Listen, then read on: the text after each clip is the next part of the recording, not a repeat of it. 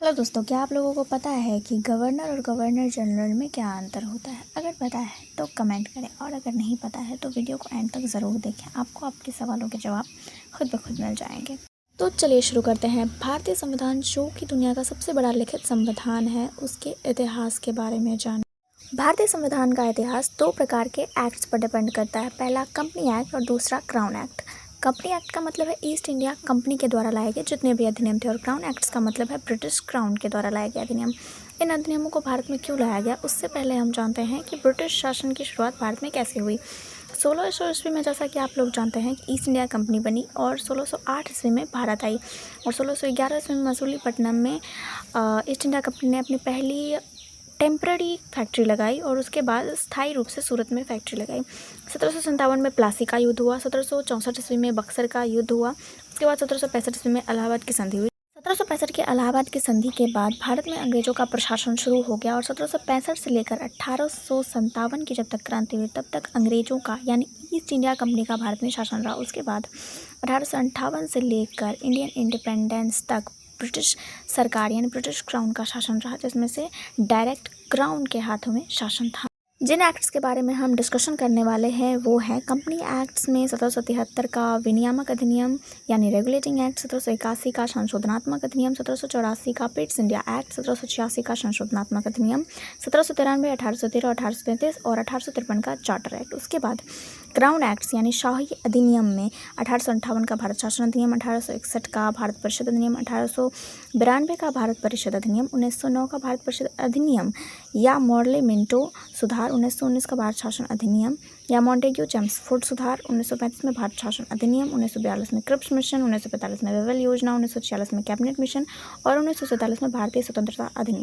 तो चलिए शुरू करते हैं। हमारा सबसे पहला एक्ट जो कि है रेगुलेटिंग एक्ट। रेगुलेटिंग एक्ट के टाइम पे ब्रिटेन में जो पीएम थे उनका नाम था फ्रेडरिक नॉर्थ, और रेगुलेटिंग एक्ट जिस समिति के सिफारिश पर भारत आए थे उसका नाम था गुप्त या गोपनीय समिति। 1773 का रेगुलेटिंग एक्ट क्यों भारत में आया था, इसके रीजंस हैं। ईस्ट इंडिया कंपनी में भ्रष्टाचार बढ़ रहा था और ब्रिटिश सरकार ईस्ट इंडिया कंपनी के कार्यों का नियंत्रण चाहती थी और उसकी जांच करना चाहती थी, इसलिए रेगुलेटिंग एक्ट आया था। भारत में कंपनी के प्रशासन से क्या क्या प्रभाव पड़ रहे थे जिसके कारण से 1773 का रेगुलेटिंग एक्ट आया, वो है 1765 में जब ईस्ट इंडिया कंपनी का प्रशासन भारत में शुरू हुआ, उस टाइम पे जो बंगाल के गवर्नर थे उनका नाम था रॉबर्ट क्लाइव। और जैसा कि आप जानते हैं कि बंगाल उस टाइम पे भारत का सबसे बड़ा प्रांत हुआ करता था, जिसमें उड़ीसा, बिहार और पश्चिम बंगाल के हिस्से आया करते थे। बंगाल में उस टाइम द्वैत शासन चलता था, यानी दो प्रकार के शासन हुआ करते थे। पहला बंगाल का गवर्नर होता था जो कि रॉबर्ट क्लाइव था, और दूसरा बंगाल का नवाब होता था जो कि मुबारक अली खान था। तो आगे बात करते हैं। तो बंगाल में द्वैत शासन के क्या क्या इफ़ेक्ट पड़ रहे थे उसके बारे में जानते हैं। बंगाल के जो नवाब थे जो कि मुबारक अली खान थे, वो लोकल रूलर हुआ करते थे, यानी कि स्थानीय शासक हुआ करते थे, और फौजदारी मामलों की देख रेख क्या करते थे। लड़ाई झगड़े हो गए उसके निवारण कर दिया। संपूर्ण प्रक्रिया में फ़ायदा जो है वो गवर्नर को ही हुआ करता था, क्योंकि गवर्नर का काम क्या था, राजस्व मामले की देखरेख करना, यानी टैक्स वसूलना वगैरह। बंगाल के व्यक्ति उसे कर लेते थे और बंगाल के नवाब भी गवर्नर को सालाना भुगतान किया करते थे। इसके कारण ब्रिटिश ईस्ट इंडिया कंपनी में रिश्वतखोरी हुई और इसी के कारण रेगुलेटिंग एक्ट 1773 आया। अब 1773 के अधिनियम के क्या क्या इफेक्ट हुए उसके बारे में जानते हैं। बंगाल में गवर्नर का पद समाप्त करके एक नया पद गवर्नर जनरल बनाया गया, और जैसा कि मैंने वीडियो के शुरू में आपसे क्वेश्चन किया था कि गवर्नर और गवर्नर जनरल में क्या अंतर होता है, उसका आंसर मैं अब देने जा रही हूँ।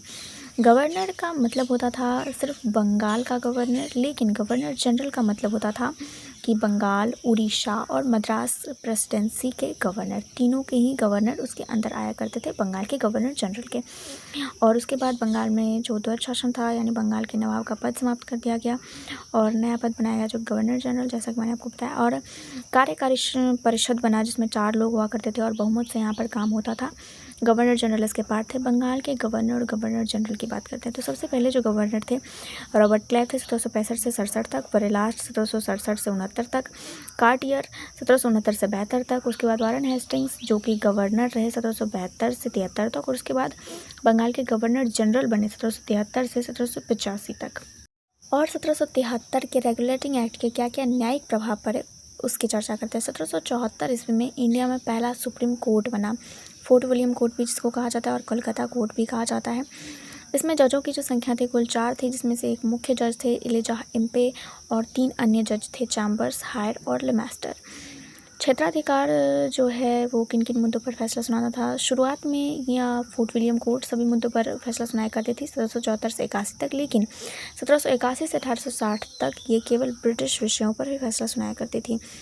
तो 1773 का रेगुलेटिंग एक्ट भारत में क्यों लाया गया और भ्रष्टाचार के विरुद्ध इसके क्या क्या प्रावधान थे। निजी व्यापार पर रोक लगा दी गई और रिश्वत पर भी रोक लगा दी गई। बोला गया कि भारतीय से आप उपहार नहीं ले सकते, रिश्वत नहीं ले सकते।